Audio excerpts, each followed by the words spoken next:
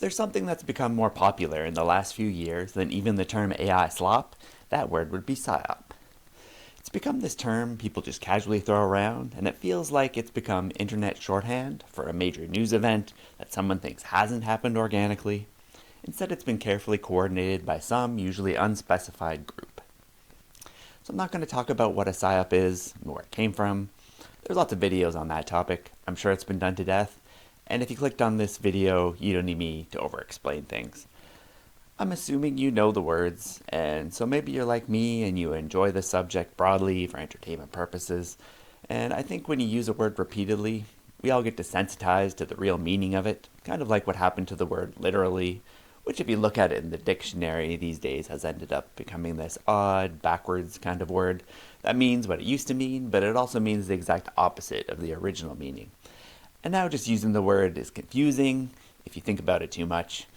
It doesn't seem to take up much for a word to lose its meaning. I love conspiracy theories.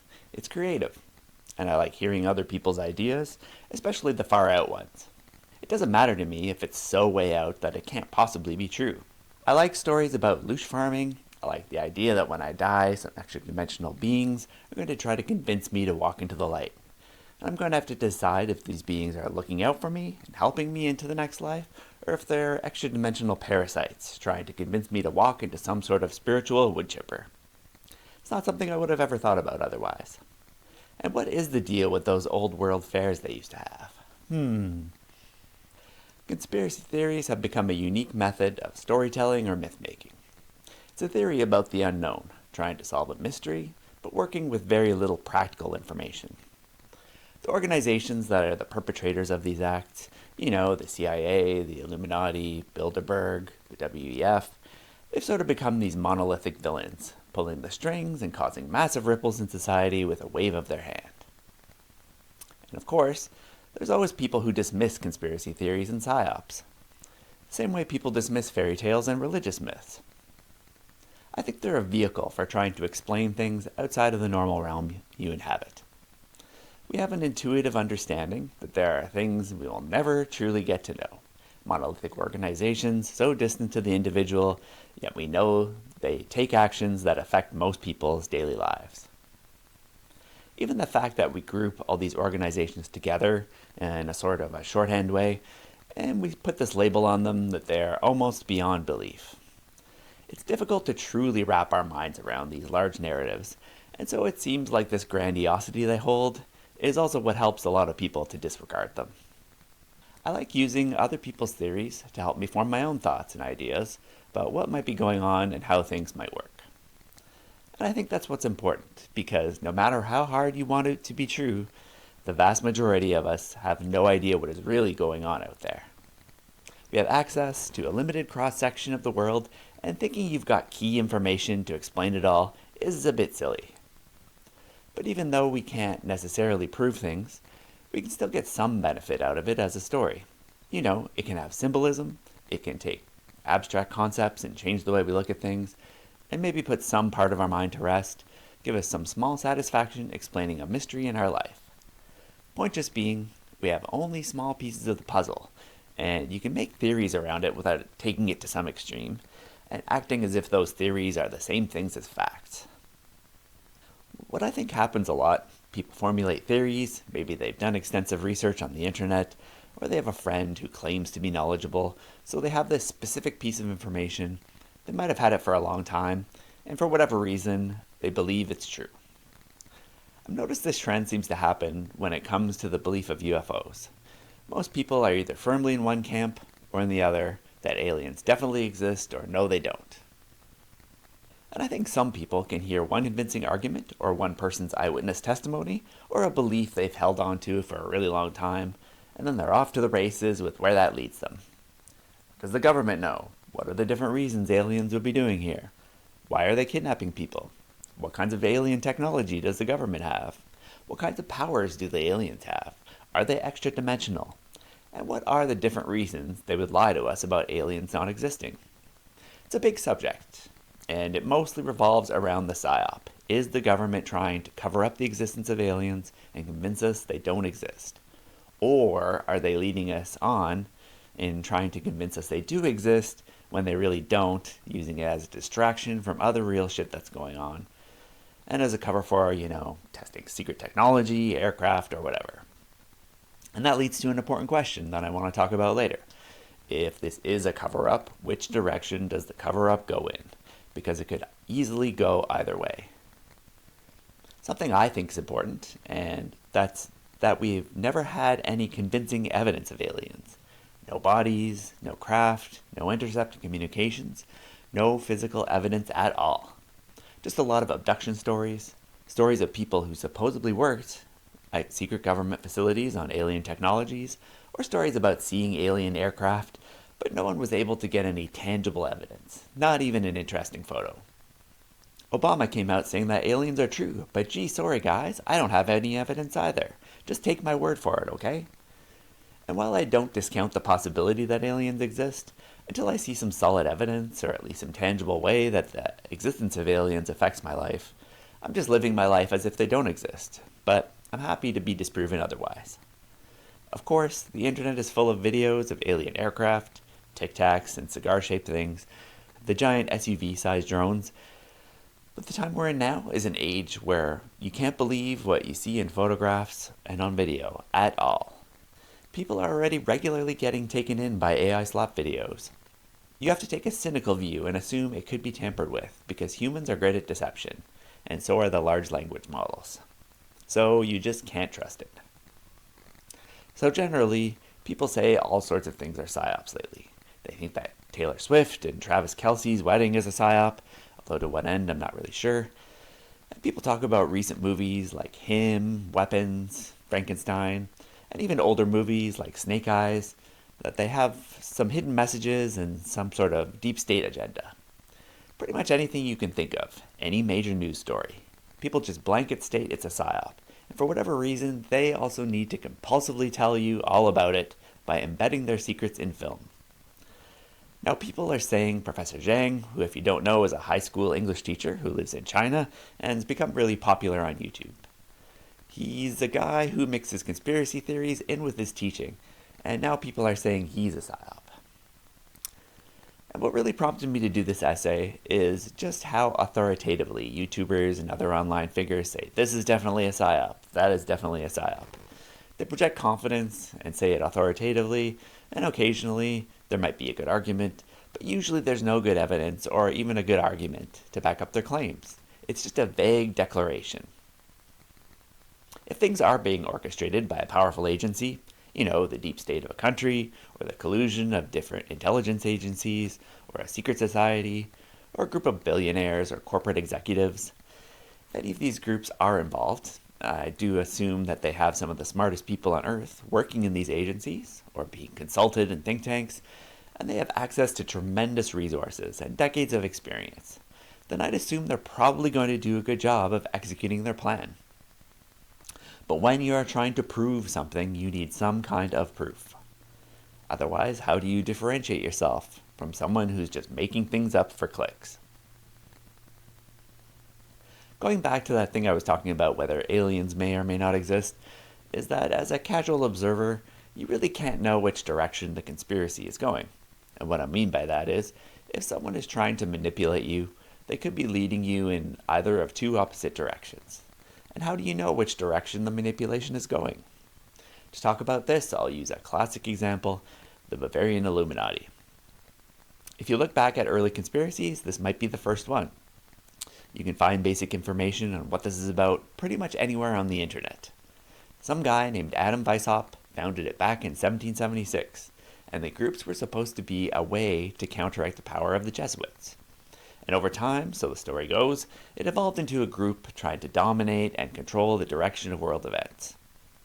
But if you sift through the stories, you can trace a point when the Illuminati was resurrected in popular culture, an organization that had been hidden in the shadows all this time. This happened in the 1960s, when writers Robert Anton Wilson and Carrie Thornley brought back the idea with a series of fake letters to the sexy men's magazine, Playboy. They wrote some letters telling stories about the organization's continued existence and manipulating world events, And then they followed up those letters with even more fake letters, arguing against the existence of the original fake letters, where the made-up characters argued with one another about the Illuminati's existence. Incidentally, Robert Anton Wilson was a writer I really got into when I was in high school. He's written a lot of interesting books, and that's also where the name of my channel comes from. He also wrote the Illuminatus trilogy, a piece of fiction with Robert Shea, and those books are a wacky ride, though I found the writing hard to push through. His nonfiction essay books are much more entertaining to me. If you like reading far-out theories, definitely try and track them down. Anyways, if you're looking at the series of letters that they wrote in Playboy with the knowledge that it was all made up, your gut reaction might be, oh, okay, so they were just messing around trying to entertain readers, get more subscribers, so they took a bit of history and spun up a story as if this long-dead organization still exists. That's just one way of looking at it, though. If you look at it through a more paranoid angle, then you might say, maybe they made the Bavarian Illuminati up to distract from the real secret societies that really do exist. And the fact that this one is made up, it discredits the people who might be trying to expose those real secret societies. But then you could also take an even more extreme and cynical position and say the Bavarian Illuminati are actually very real, and Robert Anton Wilson and the others that helped him were agents working for them and actively providing cover for the Illuminati by making up a bunch of untrue stories about them. So then people would lump the fake stories together with the real stories, and then it would give plausible deniability, and then everything could be dismissed out of hand as being completely fake. Do you see where I'm going with this? Either of these three positions could be true. It could be completely fake, or it could be real mixed in with some lies, but we don't have enough evidence to definitively say one way or the other. We don't have any evidence at all, really. It's just a bunch of stories. And it's not hard to believe that at least some of the stories are made up, but then which are the real ones? It might seem obvious to you, combing through them all, but maybe the fakest stories are the ones written to sound the most true. How do you verify any of this? Then you can toss in a very entertaining and much more recent theory that Robert Anton Wilson was in fact a CIA agent. And then I'm sure you can imagine, it becomes even more confusing as it adds layers that get you second-guessing your assumptions. That brings me to the next question.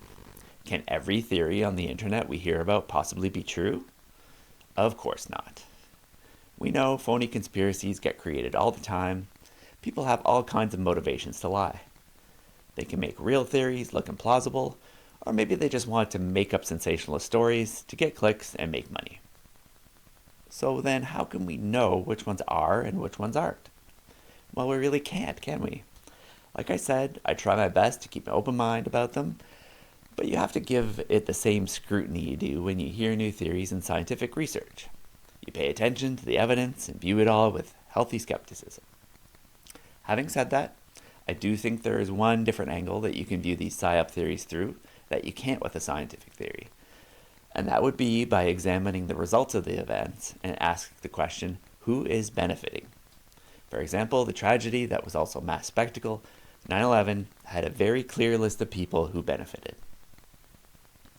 A final point, and I think this might be the most valuable one, is that if you think everything around you is controlled by these shadowy organizations, then you're really giving them more power than they actually have. There's no way everything you hear about or can think of is something one singular group working in perfect unison is responsible for. It's more likely there are different groups with their own particular agendas, and a friend of mine made a good point that I think about regularly, and that is that the people working on these projects are human.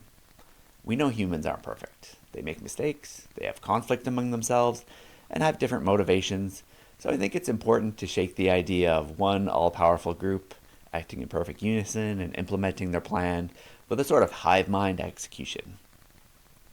It's more likely there's some push-pull going on, and the actors make mistakes and have different ideas. Anyways, if you look at the news lately, I mean, it's horrible, and part of me wants to completely disconnect from it, but you can see the cracks in their over-the-top, goofy cover-ups.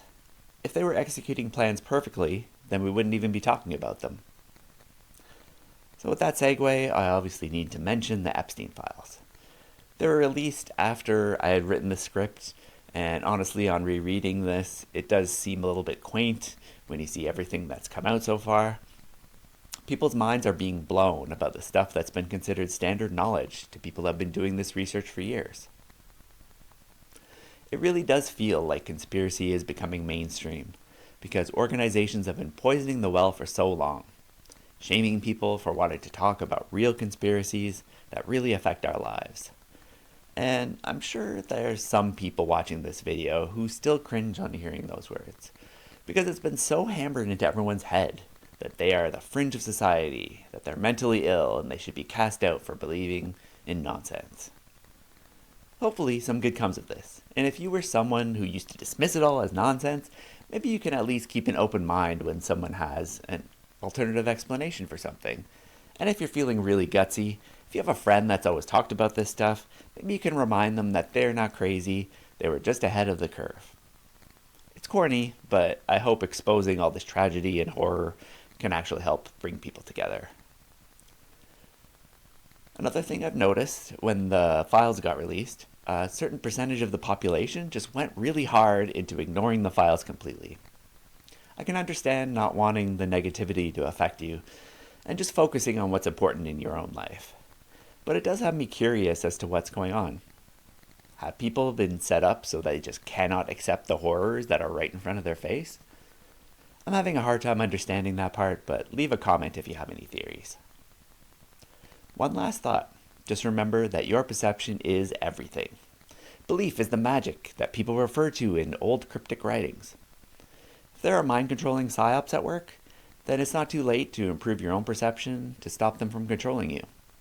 That happens by learning to control your emotions and strengthen your will.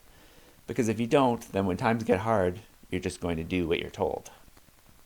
Meditate and study and expose yourself to emotions you might be suppressing. Reflect on them. Stay focused on your goals and who you want to be as a person. And check out the notes section below if you want to see a list of some of my favorite YouTubers that talk about this kind of stuff. Thanks for watching.